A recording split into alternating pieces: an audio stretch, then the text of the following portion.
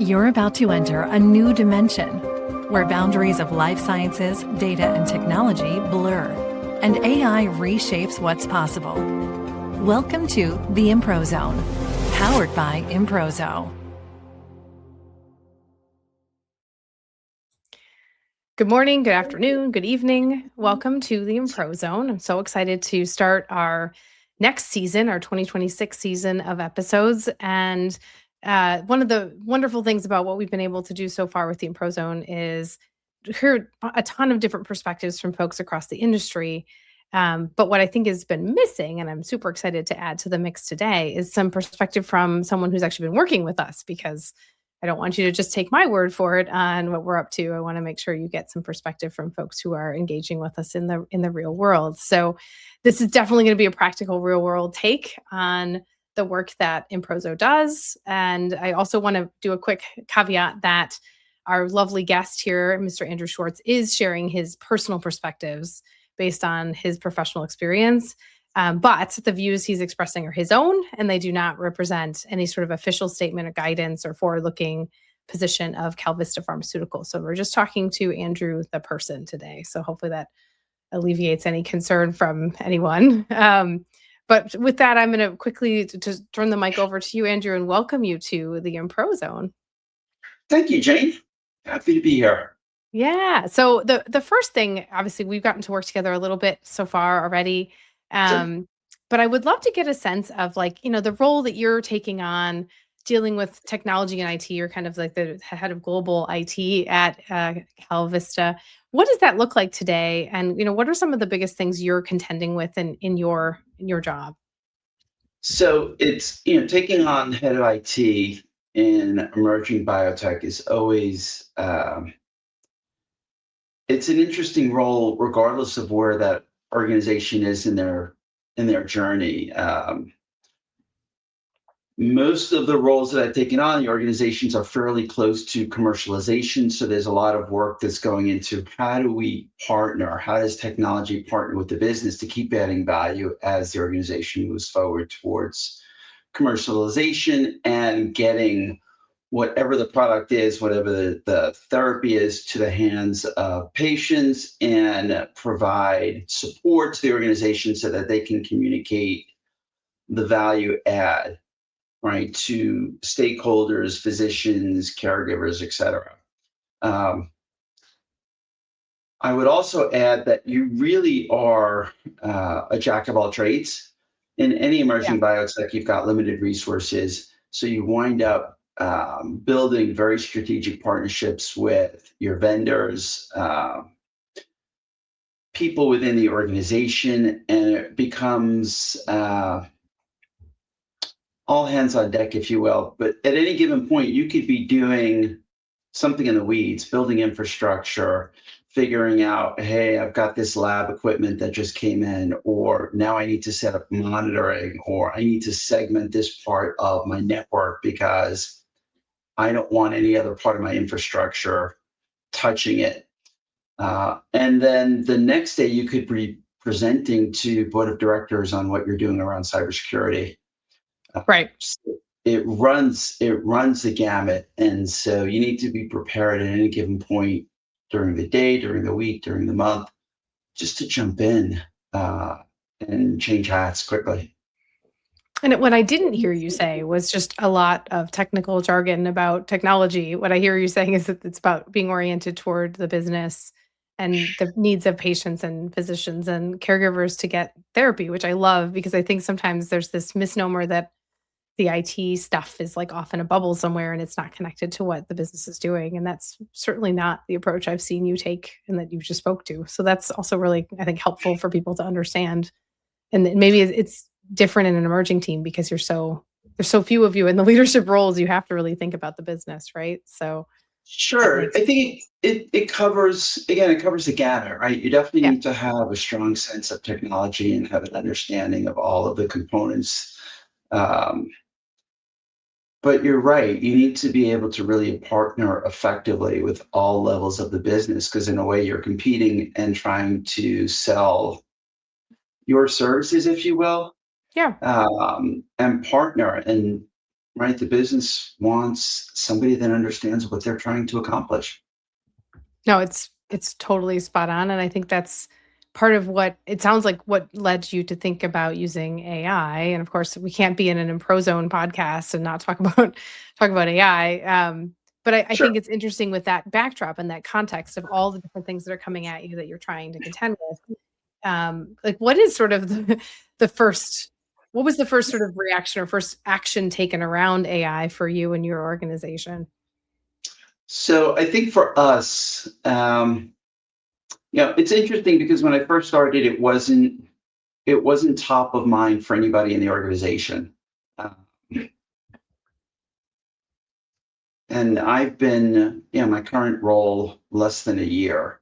But as the months went on, it became clear to me that there was pent up demand for things with Gen AI. All right, people are Yep. looking to leverage it in their day to day roles, and some of it was more pragmatic, if you will. And then there were others in the organization that were looking to do things that were a little bit more uh, outside of what you would expect from Gen AI. It went beyond just prompt engineering and getting information back. It went more towards, okay, they had a better understanding. So the level of engagement and the level of interest was very varied as well across the organization. And from my perspective, it became clear that this was something that we would need to address from an organizational perspective. Um, because you and I both experienced this. If you don't provide the solution, the business is going to go and do it on their own, Yeah. right? And you're going to Right. have And it's people not to start, good. and they just need to go out and they'll spend the $20 a month for ChatGPT to get their job done, and it's on a Yep. personal account, and that's not a good solution. Uh, Right. And so there's an enthusiasm that's awesome, right? Like you do want people like unlike most other tech that we've encountered in the last 5 to 10 years, like you don't see people enthusiastically buying Microsoft Office 365 for their personal use, right? That isn't a thing.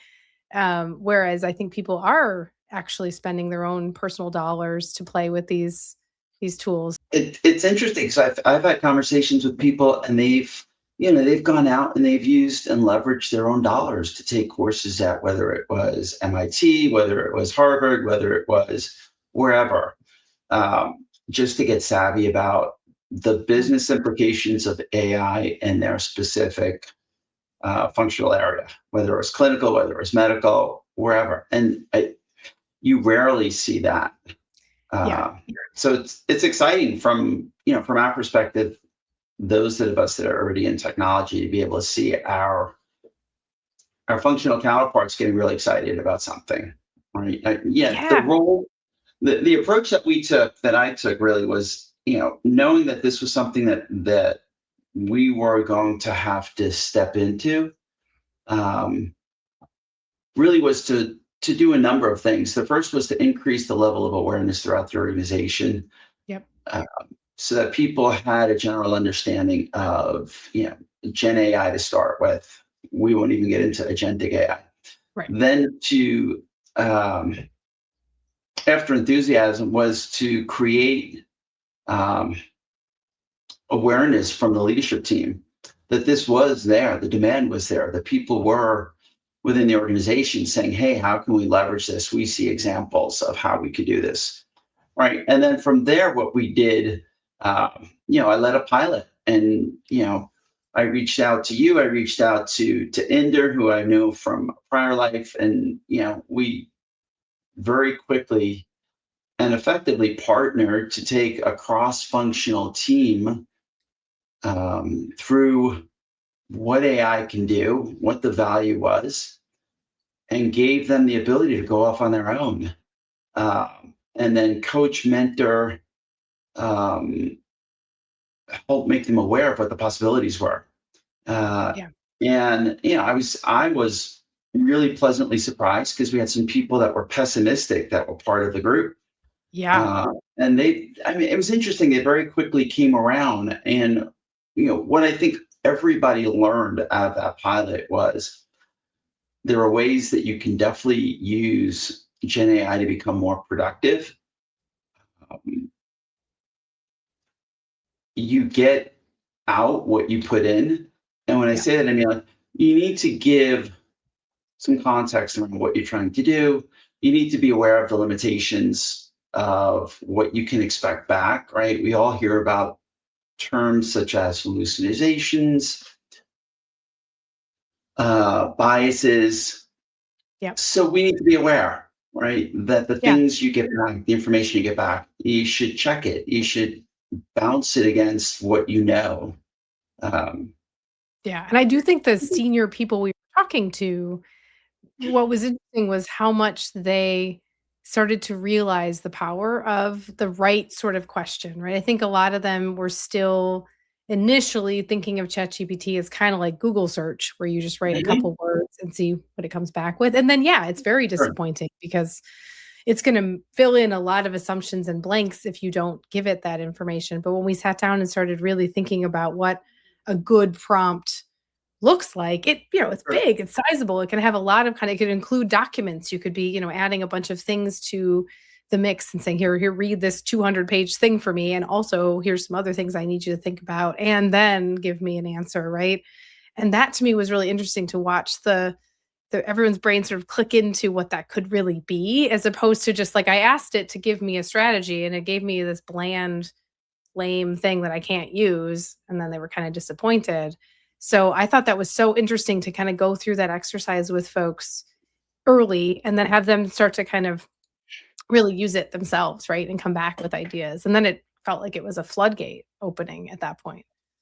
It did, and it's still a floodgate, so Yeah, to speak. Um, yeah, I thought that was very interesting as well because there were a couple of, um, I think that the challenge is people think that they, as you said, they can put a prompt in and get everything back, right? And it's a two-liner thing, and they're not putting a lot of context or thought into it, right? And I mean, that's a training issue. That's all. yeah, Those are things we can easily overcome. Um, the piece that was interesting for me was when you think about Gen AI, it's not going to take over what somebody does. It's not right, going to build a model for you if you want to do something around whatever it is. If you're trying to accomplish anything, whether it's business development, whether it is building a strategy around medical engagement, it's not going to build the model for you. But what you can do is take and build the model yourself and figure out which pieces of this can I start creating some interesting context and leveraging Gen AI to be able to do that, to be able to say, here's the model I've created. I'm curious about these components of that. Can you help me understand? Does this make sense in the context of what I'm trying to accomplish? Right. And so it yeah. becomes a sounding board, it becomes feedback, and it can take those components of the model you've built and further enhance it and give it more structure. Yeah, and I think that idea of asking kind of, "What have I not thought about that I should be thinking about?" As Yes. not right away, but, like, later on in your journey, once you've kinda built something and you're feeling like it's pretty close to where you want it to be, just to kinda have that final, like, "Did I miss anything?" And then see what comes back. And sometimes there is something like, "Whoa, you're right, I totally didn't think about that. That's important. I should probably dig into that next," you know? So I thought all of that was, I think the sessions that Jane you ran for us were extremely helpful and powerful because it got people to think differently about how they could use Gen AI in not only just their day-to-day work, but how it could really improve, their productivity as they think about what they're doing on a daily basis and how they're trying to move forward in their roles. Yeah. No, I loved also the deeper dives into some of the functional areas to try to think Mhm. through what else. And I'm kind of a broken record about this, you know this, but if you don't have a specific problem to solve, Mhm. technology isn't gonna help you. Like, it can't help you Sure. find problems. It's gonna help you find solutions, but Sure. you've gotta have that crisp definition of, "Here's what's wrong, here's what I'm trying to accomplish, here's why it's a problem," and then find a tool to help you to fix it. So that was really great to kind of brainstorm different problems that maybe could, now that you have a better sense of kind of that chicken and egg, like what could this do? What problems Sure. do I have? How do I get those to kind of like match together? I thought that was really interesting to go through those kind of functional level discussions too. That's helpful for anybody, right? To kind of really dig into their day to day and think where could what is annoying me the most and is really Mhm. reducing my productivity, and where could AI potentially take some of that friction out of my workflow? So the piece that I always find really interesting is you take a tool like Gen AI, and it now is forcing all of us to really think about, to your point, what we're trying to solve for, right? In a way Yeah, that perhaps we didn't necessarily do before, right? Because there are individuals that think in a very structured way. There are individuals that think in a very big sky kind of way. It, until you define what it is you're trying to solve for, a tool like Gen AI isn't really going to help, because you've got to be specific. You've got to really think through what it right. is you're trying to do, and whether it's an opportunity or a problem, however you want to phrase it, right? To me, a problem and opportunity, it's almost one and the same. You've Absolutely. got Well, to and be I able. think that's like the where do you create value for, and especially when you were where we started, where it's like you have to make sure that your services are seen as valuable Mhm. as you go kind of talk through the different stakeholders you're dealing with in your cross-functional leadership team, right? So that's actually the new challenge, is like figuring out where the value comes from and like really Mhm. thinking about that. Sure. No, absolutely, absolutely. So maybe not being too specific, obviously, but where do you think you're going to go next in terms of opportunities for AI to create value? Like, what are some of the problems you found that you feel like are going to be wins for you and your team? So I think what we're trying to do now is we're at the point where, if I can take a step back, we need to pivot quickly and figure out what do we need to have in place, so that we can share this with the overall organization. Um, I think we are still partnering, my team, myself, we're still partnering with the organization to get an understanding and dig in deeper into some of the challenges that they have. Um, but there's already opportunities where individuals have come forward, and this is a great use case for Gen AI to say, hey, look, you know what? I've got this a number of these documents that I'm using. I need to QA them based on what we've done before in the past, based on what you've given me before in the past, right? And to start building that model of, here's what good looks like.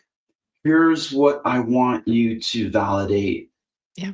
new documents against. And here's specifically what I'm looking for. So you start to build this library of what good looks like, and you develop some contextual guardrails, if you will, of what good looks like and what you want Gen AI to look for. And I'm seeing that in a lot of the organization, QA, regulatory, Yeah. those areas where it really becomes valuable, and it's a tremendous time saver. The other group where I know there's tremendous value as well is compliance, where you're looking against whether it's expenses, whatever the case might be, and you're Right. taking a look and you're saying, okay, just, we want to be able to coach, mentor, and share with the organization individuals where there's an opportunity to pay a closer eye on those things, right? So, hey, take this 20,000 line Excel spreadsheet and help me understand based on these formulas and this context, and then point out where the gaps are. Yeah. Huge Yeah. savings, right? I mean, it So saves so much time. It gets you focused on what is really an outlier versus just an overwhelming amount of noise. And exactly. it's interesting that you're going toward, I would have argued probably some of the areas that people might say, oh, well, regulatory compliance they're going to be terrified and they don't want to do anything with AI because it's innovative and scary and new. Whereas it sounds like there's the most opportunity maybe in these places where it's fairly structured what you're supposed to be doing and you have good documentation of what's supposed to happen. So it's actually like the barriers to entry are actually lower in those highly kind of regulated, highly structured parts of the organization. But how do you go about, and how do you want to think through that responsible AI concept when it comes to groups that are, legal compliance? They tend to be pretty heightened awareness of risk and like things that could go sideways. So what has been your approach to kind of helping those folks feel comfortable? I mean, some of it is also the people you have. You also have some delightful folks who seem very open to learning, but even still, I know some folks are going to struggle in this area, and it's helpful to hear kind of what you used to get through that. So I think it's a change management opportunity, right? It's inviting people in, showing, sharing, and then thinking of it like a safe sandbox, right? So we've gone with a specific Gen AI platform specifically for KalVista. So it's a safe, secure tenant that is just for KalVista. It's a very common approach across any business. And so once we set that up, it became an easier approach just to bring in a few individuals to say, give me a sense of what some of the challenges are. What are you trying to do? Just to ease your day-to-day responsibilities, right? And they came forward very quickly, right? Again, I think it's an emerging biotech, so everybody is doing a lot. And that's not to say if you're in a larger pharmaceutical organization, you're not doing a lot. I think it's, we're resource strapped, whether it's dollars, whether it's resources, et cetera, right? And that's every emerging biotech. So if we can take some of the day-to-day mundane tasks, if you will, and offload that into an assistant, right? People are going to sign up for that, right? Yeah, So I think that is a difference that I'm even seeing across the industry with companies that are still growing from a smaller place, like an emerging biotech is.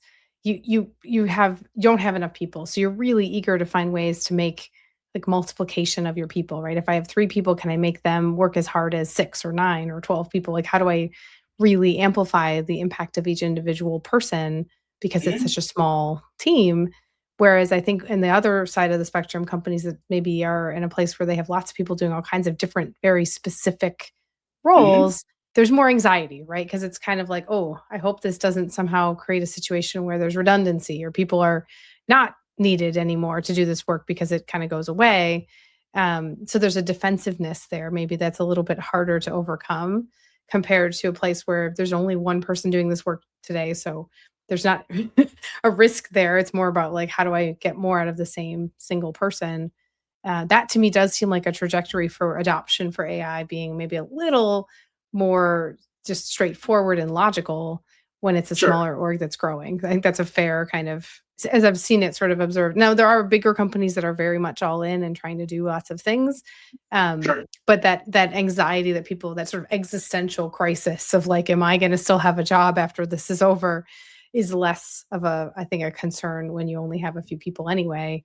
Like inherently there's going to be humans in the loop. And so you're the human, and so that makes it a little bit less maybe of an immediate reaction of defensiveness. But one thing you said that I want to make sure I kind of emphasize for everybody is that you were starting with a very small cohort of fairly senior people. So you're not going across the whole organization being like, here, everybody, let's just use this tool. It was like, let's take it step by step and mhm, be thoughtful about who gets involved and why, right? As opposed to it being a really broad rollout right out the gates, because that could be a mistake. I think if you gave too many people this tool too fast without enough guidance and context. sure. So I think what we tried to do is get a a sampling across the organization. And it was interesting because as we did run the pilot, we had those that were somewhat skeptical. We had those that were all in. And we did have people from varying levels within the organization as well. And I specifically went out and looked for people at all levels of the organization and all levels of knowledge, if you will. Yeah. Some that had exposure and some that really hadn't touched it at all. And I want to touch on something you said as well. From my perspective, and I think where I'm at now, the organization I'm with, we're looking at something like Gen AI as the opportunity to give people more time to focus on more valuable work. Yeah. To give them the opportunity to leverage tools, technology, et cetera, as an assistant, if you will, so that they can focus on more valuable work, right? Going through and saying, okay, I've got to check this document, whether it's a contract, whether it's a regulatory document, and cross-reference against what we've done before in the past or what good looks like to make sure that we've got all our T's and C's done, et cetera, right? Those are things that I personally would love to take off of people's plates and show them how they can leverage a tool like Gen AI to be able to do, because there's much more higher level, higher value work that they can focus on that's really going to serve patients, our caregivers better, right? It's that's not what we're about. All right. So I look at AI and other tools, technology as how can I help share what the opportunity is across Gen AI so that we can take some of those things and some of those tasks off their plate, but also show them kind of how we could help them as they're starting to evaluate opportunities beyond that. Yeah. No, that makes sense. And I think the other piece of this is the thought partner piece that we were talking about earlier too. So not only are you going to take some of the work that's probably not that valuable compared to other thinking off your plate, but you might actually be able to take the top end, really, intense thinking work and enhance it and make it more effective. So you get kind of both ends of the spectrum, I think, with the way you're thinking about it. And I do remember we talked a ton about the idea of a range. I think is another good call out, a range of sort of tech engagement or tech willingness, I guess, across the people you're going to do your initial kind of ambassador work with, because for two reasons, I think. One is people who are not techie are just, they have different approaches to technology than people who are techie. And inherently you need that perspective so you can kind of learn about what maybe could go wrong or what you might need to explain more fully because it's a little bit confusing, because it's not confusing to you as a techie person. So how would you know what it's like to not, want to interact with technology if you are a lover of tech? And then the other reason is when those folks do find value, they're, I think, more compelling to others, right? Because it's like, oh, I know this person isn't a big fan of technology, but even they are finding this to be really useful. That means more to me, because of course I would expect the tech person to like the tech. I mean, that's kind of their MO. But someone who's not techie and is saying, you know what? I actually really find value in this, and here's why, and here's how I'm finding value. That goes such a long way in getting other people that might be a little bit skeptical to pay attention, because that means a lot more to them. Kind of look up, and I feel like that's a technique you use across any sort of general human adoption behaviors. Is that if you can see people that you relate to finding a change, finding a transition, you're gonna have a more impactful, kind of message than if it's someone who you sort of expect to want to use a tool. So that I think was really a smart move to get that range of people. And we did see some really kind of wonderful moments of like, oh, this is actually really useful. And I kind of didn't think it was going to be, but now I'm sold. And that is exactly the kind of thing that can really help the adoption. Because I think that is the next challenge sometimes people run into, is that, yeah, you got your initial early adopters. That wasn't hard. But now the kind of critical mass, the bulk of people, how do you get them comfortable with what they're going to be doing next, or how different their work life will be with this new technology coming into play, right? So that's really helpful. Exactly. And I think one of the opportunities that we have as we start thinking about, next steps and where do we go next with this is to really be cognizant of that as we go forward. Right. Yeah. It's very simple to just say, okay, we're just going to give everybody, whether it's Copilot, whether it's ChatGPT, Gemini, Claude, whatever, and off they go. There's not a lot of value in just doing that, right? To your point, you're going to get the technology savvy people that are going to take it, they're curious, they're going to run with it and go. That's going to be a small percentage, right? You're Yeah. going to have a large number of people in the organization that are going to take and go, great, now what? Right. So the change management component of this, you can't understate it. All right. It's you're giving people a great opportunity, but then there's training, there's coaching, there's ongoing support, there's hey, here's your functional area. Let's have a conversation about some of the things you're trying to accomplish. Forget about the technology for a minute. Take me through what you do on a day-to-day basis. Take me through, what are your goals for this year? Right. And then weaving that into here's how this piece can help you, right? Have you thought about this? Have you thought about that? And then even taking it a step further, people that aren't as familiar with Gen AI aren't going to recognize or realize, hey, there's a whole back end of this where you can put in, hey, I want you to consistently challenge me, or I want you to have this personality as Yeah. I ask you things. I want you to challenge me. I don't just want you to give me an answer back. I want you to say, hey, have you thought about this? Or, right, they may not be aware of that. And even the tech savvy people that you and I spoke to probably they haven't thought about that yet because they're not in the weeds. Right. Right. But And I think it's there's also the speed of change with these tools. yes. That's sort of mind bending because I think most of the other tools that we've been using for the last decade or so in technology, they change, but it's kind of a sort of step change or minor changes. There's enhancements.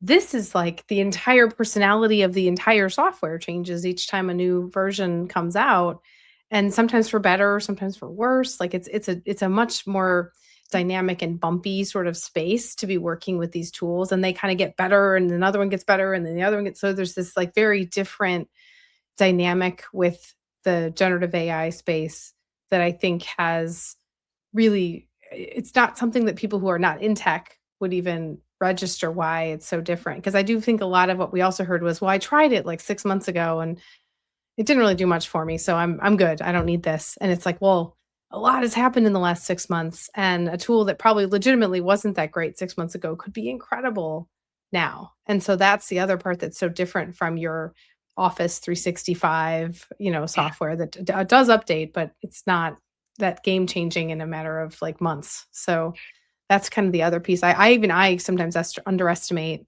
like, there are things that I have tried in the last year where I'm like, this didn't really work, but now it's working a lot better. So that's part of the journey we're all on, I think. Yeah, we're seeing the amount of change is happening exponentially faster. Yeah, and so for 2026 at least, which is like a chunk of time, I suppose, what are some of the things you anticipate seeing happen, and where you hope to be a year from now, say at the beginning of 2027? Relative to AI, Yeah, or just even in technology, it doesn't have to, I mean, obviously AI is gonna be a big part of that, but what are you thinking you wanna see, like, in your roadmap at a high level for the next year or so? so I think there's definitely going to be Gen AI is definitely going to be a component of that. Um, and it's not just going to be a component, for example, within um, for example, a specific product like ChatGPT or Copilot or Gemini. I think what I'm starting to see is there are components of AI getting built into all of the products Yeah. that we're using, whether it's there now or it's on that roadmap, right? And so I think over the next 6-12 months, there's going to be a concerted effort from IT's perspective, really just to get a handle on that, right? So what is the suite of tools, technology that we currently have in the portfolio? What are we bringing on? how are they leveraging AI, and what safeguards, guardrails do we have, or do we need to put in place so that we have an understanding of what we're doing with those platforms, and we need to have the legal controls in place so that we make sure our data doesn't go into helping them build their models. Yeah. Or if that's something we're comfortable with, at least to have that clear understanding that that data is now anonymized and they're only using it in the aggregate. All right. Yeah. Yeah, I think the And that, security piece is an interesting because it's funny how we have intuitively the idea of cybersecurity for a lot of other domains, but I'm not sure we've fully registered the risk potential for prompt hacking and all this stuff because I do think that's coming. Unfortunately, it's always kind of a uphill battle. And I did a whole podcast series with our friends at Encrypt AI, who are really that's their domain is trying to figure out how to prevent hack or both external kind of coming at you, but also internal sort of poor judgment or poor activities internally because people maybe are creating risk that they didn't realize based on what they're doing with AI. And that could also be how it's set up. So when we talked about the idea of like what data is exposed to your LLM, how is it kind of accessed by the LLM? Is there kind of role-based security? So like obviously depending on what job you have in the organization, you may have different access levels of different kinds of data. If you're working in clinical development, maybe you have much more access to the clinical trial data, but if you're not, you're not. And so all that safeguards that apply in our operations with data sans AI are actually amplified and are a bigger risk when you have an AI engine potentially sitting across all of your data because that AI needs to know not to share or cross-populate data that shouldn't go to certain sources or people or places. So it's like you just have that's a new kind of domain almost of cybersecurity. You were talking about how you sometimes have to talk about security to the board. I'm guessing that's another like facet of risk now that you have to mitigate as an IT leader. it is. It's interesting because we think externally and internally, right? So externally is all of our outside vendors, et cetera, but there's the data loss prevention internally as well, right? So Yeah. when we first started the pilot, it was interesting because we of course got a few licenses of Copilot, and we did it specifically to understand. All right, so what do we already have data controls and protections in place within our own internal data sets in the Microsoft stack, right? And I just put a simple query in to Copilot, and I was astounded at how much information I got back, and the sources that it sought to look through, whether it was Teams, SharePoint, email, etc. Yeah. Right. So as you're putting these tools out there, you really need to make sure that you've got the right controls and that you've got a handle on your own internal data, much more so than you might have had before. Yeah, I think that's a big call out for people just to keep awareness. I know I was at a meeting a few months ago. We were talking about a bit of just what exposure does your LLM have to your data, and if you didn't think about it, it could be defaulted to like everything. Sure. And depending on your privacy and retention policies, and also obviously just what you have, it could actually be really a problem. And it was interesting because I did definitely get some reaction of people like, I have no idea what it's set up with. And so certainly for the Office 365 suite and Copilot, everything in the Microsoft world is potentially game for it to be looking at. And that can be a lot of stuff, right? Those can be all those chat messages and all the different, Sure. SharePoint sites, personal SharePoint, OneDrive, all of those things potentially could be on the table. So So there's work that needs to be done, and I'm sure across all facets as you start thinking about AI, AI overall. Beyond that, I think we're just looking at the horizon as we continue to refine, continue down the road of commercialization, and then how can we get better savvy around data, around integration, operating efficiencies, uh, all of those things. Yeah. and then Yeah, just and looking I at think the that's like where the rubber hits the road with a lot of this stuff. It's that the way I've been phrasing it, or the way we talk about it a little bit at Improzo, is this idea of like last mile execution, Oh, the yeah, last mile problem, and I think that is where a lot of the friction or issues or challenges come up in that commercialization operations space, because there's a lot of time sensitive information. There's a lot of different sources of information that need to come together for people to take action or make a decision, or, do something to hopefully move toward sure, the patient getting on therapy or getting what they need. And so that to me is one of the challenges that hopefully we do start to find better places for AI to accelerate and shrink and kind of shorten steps that might have been fairly manual, and or difficult to do, right? Just requiring a lot of thinking and effort to get to. So it's an exciting but also daunting kind of next layer to tackle from an AI perspective. And that's where agentic things start to come to play, where it's like, can we automate and create things that will take the place of human work and do it faster, obviously without fatigue, without error, potentially if you program it properly. So that's another area to think about too. it's interesting. I'd agree because prior to that, when you think about sifting through, hundreds, thousands of rows, if you will, as you're getting data, you're QAing the data, right, and then you're throwing back out issues, errors, et cetera. Right? There's a huge Yeah. opportunity if you start looking at agentic AI to be able to just take that and do what needs to be done with it. And then actually, you've got one agentic AI component that is sifting through that and talking to another agentic AI component Yep. that's saying, okay, so send it over to me. Once you go through it, you fix it, send it to me, and I'll go do the update. Right. And so you're taking that component of human intervention out, which is that's the gain as you start thinking about end-to-end business process, right? So you're not just doing one piece at a time. You're trying to think of the value that you get across Yeah. that. Well, and I think it's almost like an HR space now. Like that's I think where we're going to get to. My hunch is there'll be some degree of like thinking about job descriptions and work that people need to do, and that's almost gets into that sort of domain of a human Mhm. relations space. So it'll be interesting, I think, as we get maybe not quite in 2026, but I could imagine in the next like 3 years we'll start to talk about can we write a job description for an agent rather than a job description for a person, and how many jobs can be agents versus people, and thinking through that as another way to Sure. work.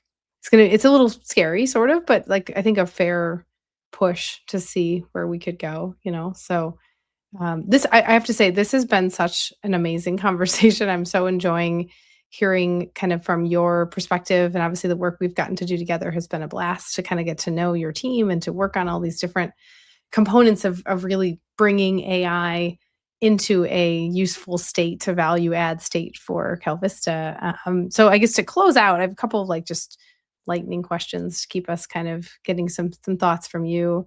Um, so maybe the first one would just be like, what's an AI myth that you really would love to see retire at this point, based on your experience? Uh, so I think one of the AI myths I keep hearing is,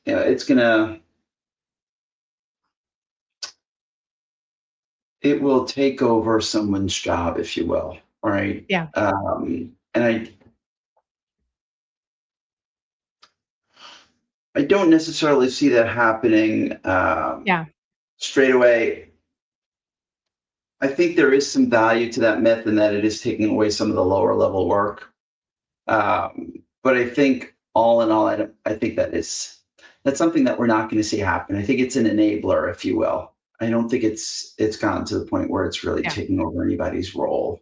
No, I think Uh, it's maybe an excuse, but I don't think it's a real, you know, thing. No, I guess it's over time, like anything, if you refuse to have anything to do with AI, you could get into a situation where what you're doing is so eminently replaceable by AI that there's not a lot left for your particular job. Like that I could sort of see as the truth maybe within the myth. But the idea that literally AI is just going to wipe out hundreds of jobs all over the place all at once is probably a little extreme. I agree with that one. That's probably a myth. What surprised you the most on this journey you've been on over the last few months of trying to bring AI into your world at KalVista? Well, I think you brought up a great point earlier, and that is the level of change within the platforms, uh, Yeah. and how quickly it's happening is something that we haven't seen before, right? And some of it has to do actually with the hardware and the chips and the manufacturing and all of Yes. that. Some of it just has to do with the speed of change, and how quickly they're able to make the changes to these platforms is something we haven't seen before. Um, and so I think that's phenomenal. The other thing that's really interesting is I haven't seen such pent up demand for technology from business users across the functional areas. I don't think Yeah.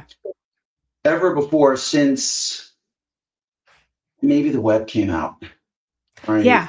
Like I want to be able to use the internet. And I think that was the real exciting thing about it was being able to see information from all over the world and almost in near real time. And you're This right. is No, it's wild. And I think the fact that it's literally a dinner table topic, or I was at a restaurant and the table next to me was talking about like it's everywhere. It's not just kind of in the business realm. It's like in the whole realm.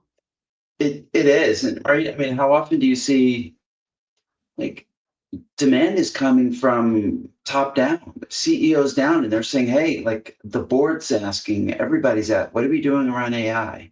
Yeah. Right? And so I I didn't expect that to happen this quickly. Yeah. No, I think you're spot on. I mean, the idea that of a CEO being excited about something and wanting to see it come to life is not unique, but this one is so every CEO and every company is like, we can't That's across afford the to board. not do this. Like it's so even if they're not themselves that savvy about it, they still realize it's like a do or die moment. So that's fair. So to that end, I guess the last question I have for you is like if you could give some advice to other folks who are leading IT and perhaps maybe more specifically in emerging biotech, because that's where you are right now, like what would be the advice you would give to someone who's just on that beginning of the journey, like where you were a few months back? So I think the idea of doing the pilot, the idea of getting um, executive level support, I think both of those are paramount. Um, I think this is one of those where you have to take one bite at a time, and you absolutely need to have and engage your legal compliance counterparts. You need to have an understanding of what you're trying to accomplish, and then set realistic expectations. Yeah. The technology, it's not that expensive, right? And so you could easily create the ROI for that. It's really understanding what are you trying to accomplish, and then as you move forward, setting those realistic expectations with all levels of the organization, right? So that they know once they get this on their desktop, this isn't going to be it's not just going to take off, right? And when you go back to whomever, it's there's going to be a value add, but you're not all of a sudden going to say, hey, this person now can do 20% more in a given day, a given week, et cetera.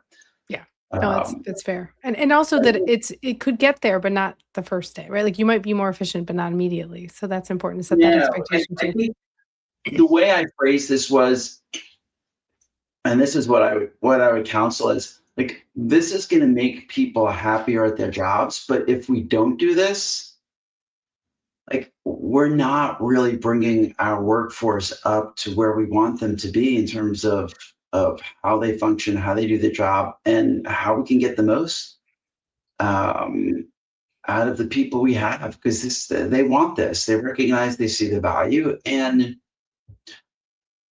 this is going to serve us all well as we continue to go forward. This is not a short-term game. This is a long-term view, right? Yeah. So putting this on people's desktops, getting them aware, it's not just around Gen AI. It's about understanding the opportunity within AI so that as they start moving out, they have that mindset. They're looking for this as they start talking to their technology partners.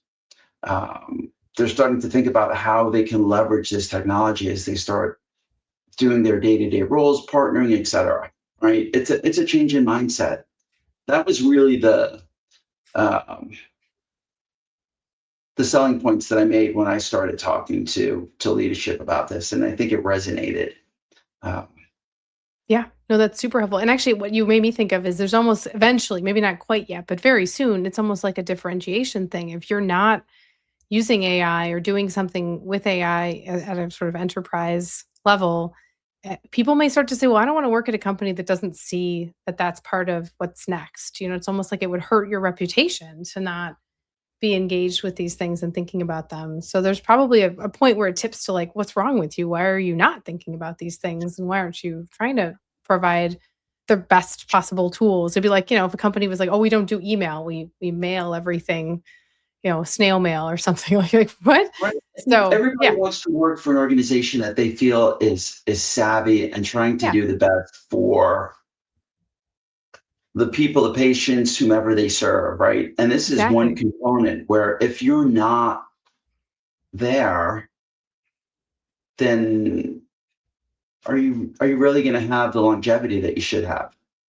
Yeah. And then that's an amazing shift in less than a year, probably from like, I don't know, do we need this to like, what's wrong with you? We need this. It's a very Yeah. interesting shift. So that's great. And I think that's a good kind of selling point that is part of the next, say, 6 to 12 months of adoption. If you're in that place where you're kind of still getting there, it's really helpful to think about that. You're going to look around and be like, we're the only ones not doing this. Something's up. We gotta get on that. And I think that is a little bit of the tone I'm starting to hear from some folks now is like, we're behind now. We got to do something. So that's helpful in some ways for the IT leadership that is maybe still pushing and struggling to get their adoption up. So I appreciate that. And this is one of the things about these conversations for me is just the real world piece is so much more helpful in some ways than some of the rhetoric or other talking points that people have. So thank you for the real take on it. The leadership you're providing with what you're doing is so